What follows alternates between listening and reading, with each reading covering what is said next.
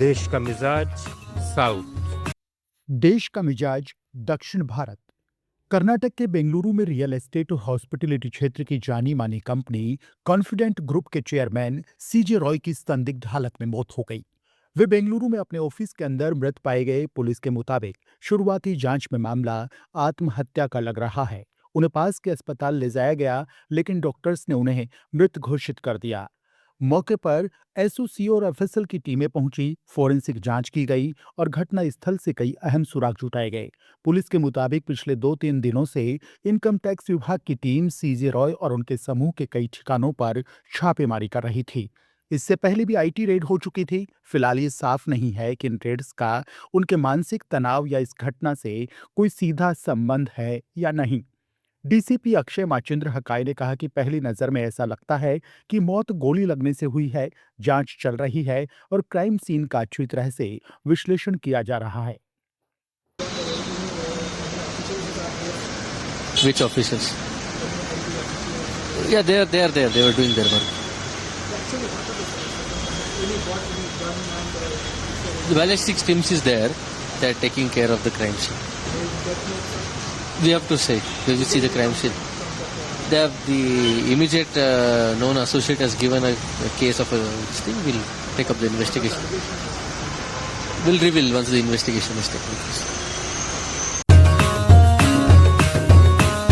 Let's mic देश का मिजाज साउथ।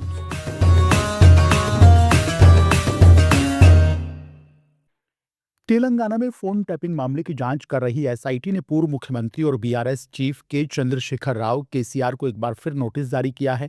एसआईटी ने केसीआर से कहा है कि वह 1 फरवरी को हैदराबाद स्थित अपने घर पर पूछताछ के लिए मौजूद रहें। जांच एजेंसी चाहती है कि केसीआर से सीधे उनके आवास पर ही सवाल जवाब किए जाएं, ताकि फोन टैपिंग केस से जुड़ी कुछ अहम कड़ियों को जोड़ा जा सके। जानकारी के मुताबिक केसीआर ने अब तक इस ताजा नोटिस का जवाब नहीं दिया। इससे पहले भी एसआईटी ने उन्हें बुलाया था, तब केसीआर ने समय मांगा था और कहा था कि वह फोन टैपिंग जांच में एसआईटी के साथ सहयोग करेंगे। तेलंगाना की राजनीति में यह मामला लगातार सुर्खियों में है, क्योंकि आरोप है कि पिछले कार्यकाल में कुछ राजनीतिक नेताओं, कारोबारियों और अधिकारियों के फोन अवैध रूप से टैप किए गए थे। तमिलनाडु के पेरालंबूर जिले के सिरवाचूर के पास सड़क हादसा हो गया। समायापुरम मरियम्मन मंदिर जा रहे तीर्थयात्रियों के ग्रुप को तेज रफ्तार कार ने टक्कर मार दी। इस हादसे में 4 महिला श्रद्धालुओं की मौके पर ही मौत हो गई, जबकि एक अन्य महिला गंभीर रूप से घायल बताई जा रही है।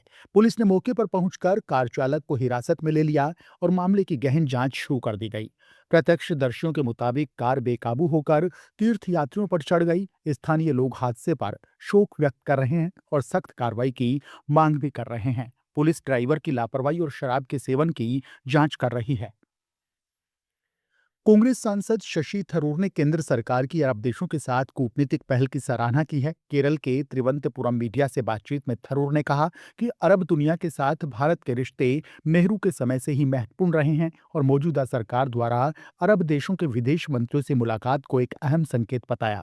थरूर ने कहा कि जब भारत के इजराइल के साथ संबंध पहले से कहीं ज्यादा नजदीक हो गए हैं, ऐसे समय में ये जरूरी है कि अरब देशों को ये संदेश दिया जाए कि भारत की दोस्ती में किसी तरह की कमी नहीं आई है।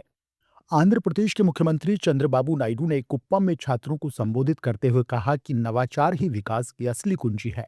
उन्होंने अपने निर्वाचन क्षेत्र में कई महत्वपूर्ण परियोजनाओं का उद्घाटन किया, जिसमें पेंशन वितरण और शिक्षक प्रशिक्षण केंद्र शामिल हैं, जो सालाना 5000 शिक्षकों को तैयार करेगा। नायडू ने कुप्पम को नवाचार की प्रयोगशाला बताते हुए युवाओं से अपील की कि वे एआई जैसी उभरती तकनीकों को अपनाएं और वैश्विक बदलावों के अनुरूप खुद को ढालें। उन्होंने स्टार्टअप्स और इनोवेशन को बढ़ावा देने वाली सरकारी योजनाओं का लाभ उठाने के लिए प्रोत्साहित किया। आप सुन रहे थे let's mic more than radio. Follow कीजिए हमें हमारे सोशल मीडिया प्लेटफॉर्म्स पर। It's time for news. It's time for More Than Radio.